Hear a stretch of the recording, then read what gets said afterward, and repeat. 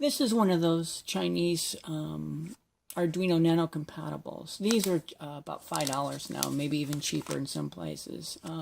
I got some of these just for projects where I'll actually keep it installed. I find I like Arduinos and small microcontrollers, and the problem is that you can never have too many of them. I had a problem with these, and I really thought it was the serial driver, and then I thought it was the hardware, but it turns out they included a cable with these, and the cable was bad. I tried to use it actually to reprogram my guitar amplifier. It was actually a Fender Mustang 2, which wouldn't connect, and it was only then I found out that it included a bad cable. So inside you get the little microcontroller board, and unfortunately, for some unknown reason, these have a mini USB port, connector, not a micro USB. It's a little bit stronger, but strong is not what you want on one of these into a point. So they come with two headers, which have to be soldered, and I'll do that in a minute. I also use, this is actually an old 1280. This was probably a first generation Mega 1280, and I have a problem with this. And the problem with this is that because it has an FTDI serial port driver, they've done some. I feel that the FTDI has done some things that I'm not comfortable with. Some things that I feel are anti-competitive. So if I install drivers for this, then there might be problems with other devices if that hasn't been fixed. I do buy official Arduino hardware. This is, like I said, this is a Mega. I wish there was a Mega that was on like something like twice as long as this. I'm also looking at the new well, it's new right now, the Teensy 3.5 and 3.6, which look very alluring to me. And I also use, this is actually this under all of here is an Arduino Micro, and I like these too. And I tend to use these for my main development, and I could probably continue to buy them, even though more expensive, because I feel that they're more compatible. But still, for the projects where I'm gonna install something and it's gonna stay put, and I might use these more often. These come more or less as a kit, and or some soldering is required, and they give you two headers. And if you try to solder this, it would be very aggravating if you try to do it like this, because this thing can tilt and rock. And if you solder all these pins, then you'll have to bend them. Also, while you're soldering, you're transferring a lot of heat that needn't be to this plastic that makes up the header. And for both of these reasons, what I like to do is, if I can figure out which rows I use, what I like to do is install the headers into a breadboard, and I try to get them in there straight. Of course, it's fiddly. This is a brand new breadboard, and so it works a little stiff. And I make sure that they're all about the same height, and you can just kind of push on it a little bit to make sure that it hasn't gone wrong, and then see what other row we have. And here, at least the second one down. I'll install that. It takes a little bit of force to do this, and it will want to push out the pins. As you can see, one of these pins is proud. But I'll seat it, and then turn it upside down, and make sure all the pins are seated, and make sure that I put it on the right row. And as I said, the cool thing about this is it'll sink away the heat, so it won't melt the plastic, and the alignment be really good. Of course, I had it one pin off there. Now you can use digital 13. It's actually, instead of and actually these are actually really well marked. I like the Arduino Micros, but these pins are so hard to read comparing to these. And I hope they change the stencil on the Arduino Micro, because I otherwise like them. And so let's solder it. I'm taking one last look to make sure none of the pins are proud of the others, and because there's basically, I don't have hot air, and there's like almost, or a solder sucker, I mean a good desoldering thing, and so this is a one-shot deal. And this is interesting because I've never tried to solder before like this so far while keeping out of camera view.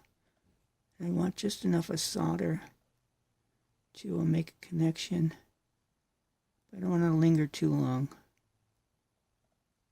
They actually take a little more than I thought they would. And you just progress. Heat up both the pin, if you can. Heat up both the pin and the board, and apply a little bit of solder. And as I get down here, I'm not going to be able to solder quite like this because I would stand the chance of heating up something else on top of the board.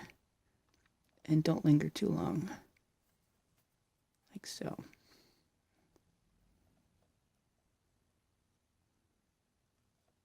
And I'm pretty close to this resistor, so I've got to change my strategy.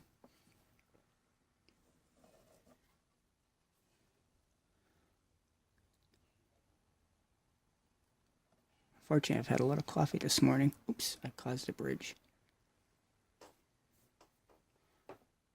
That's not good.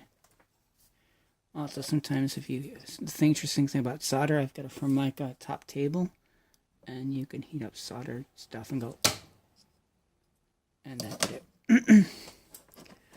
Fortunately, all this is pretty durable, and solder usually doesn't stick to Formica. So the bridge is gone. Good. I'll just continue soldering these until I get them done. Because they're through-hole plated, I don't think I have to get too much on there. I like to do a nice job. Also, because I'm using these a lot in breadboards, the physical act of plugging it and unplugging it is kind of demanding on the pin, so I try to solder it nice.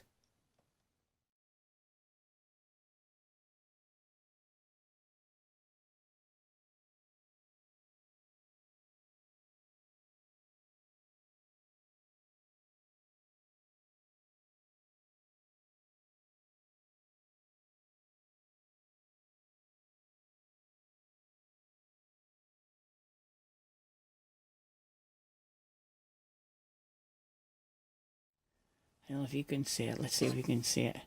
I have a little lens to see if I see any solder bridges. And I have a binocular microscope. It looks like the second one could stand a little more solder.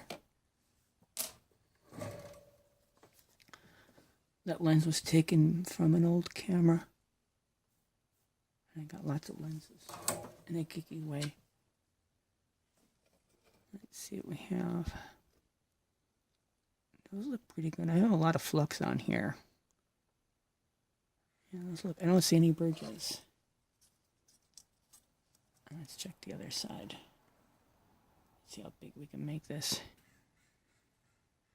I think this is good enough so we can clean off the flux. That one looks, number D8 looks like it could stand a little more. I think it looks like it has more flux than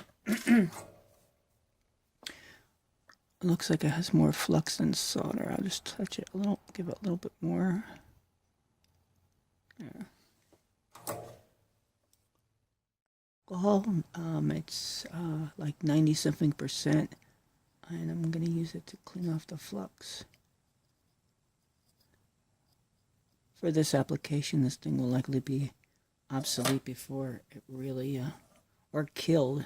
I might kill it before corrosion takes place, but it makes it easier to see. It makes it easier to see if I have any solder bridges.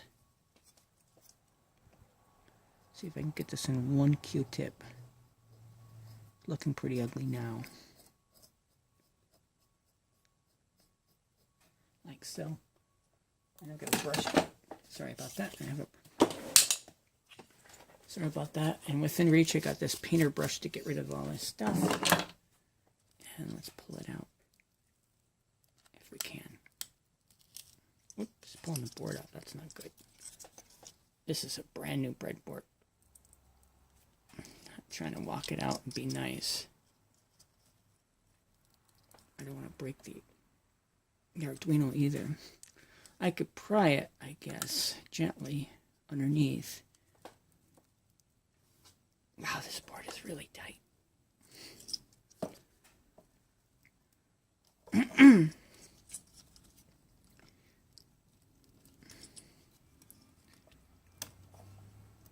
Right, so let's see what we have. I'll check it again with my takeout lens. I always wanted a real Hastings triplet, but I don't have one.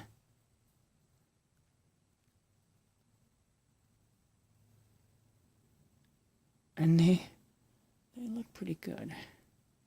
See, so you can see. Still a little flux on there, but they look real good. Pretty good anyhow.